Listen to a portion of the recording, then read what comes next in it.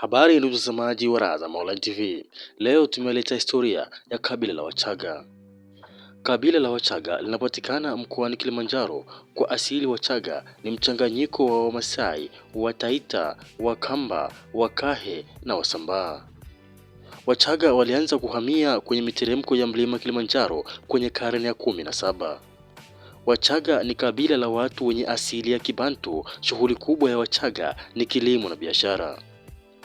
Wachaga wamegawanyika kama vile Warombo, Wamarangu, Wakibosho, Wamachame, Wauru, Wasiha na Wakirua.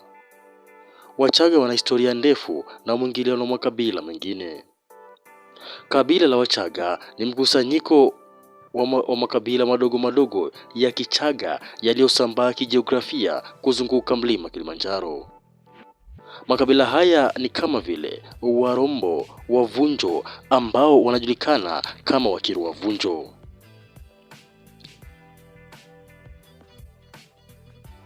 Unaweza kugawa watu hawa kwa Vunjo kama Wamwika, Wamamba, Wamarangu, Wakilema na Wakirua.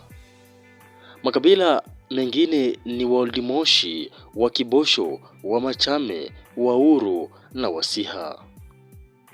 Watu wengi wanaamini kwamba Wachaga wanatokana na asili.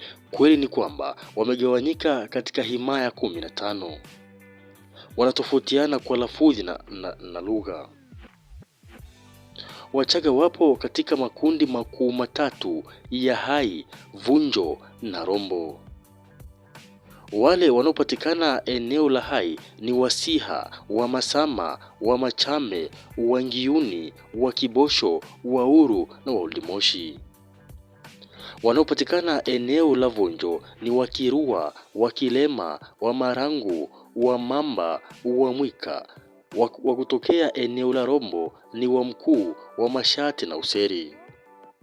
Hadi sasa hajulikani vizuri asili ya jina Wachaga, ila wanahistoria waeleza kwamba jina hilo lilitokana na neno la Kiswahili Kichaka, kwani wafanyabiashara waliokuwa wakiongozwa na Waswahili na Waarabu wakipita maeneo ya Vunjo waliwaona wenyeji wakiwa wamejenga vibanda vya kulinda mazao yao yasiliwe na wanyama wakali.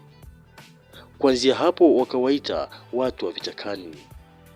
Hivyo wamisionari kuja wakashindwa kuwaita watu wa uchakani na kuwaita watu wa uchagani. Asante mtazamaji wa Razam Online TV. Usisahau kusubscribe, kulike, kushare pamoja na kukomenti. Aliyoandalia makala haya ni mimi Razam Mustafa Arkanjawi. Asante, bye bye.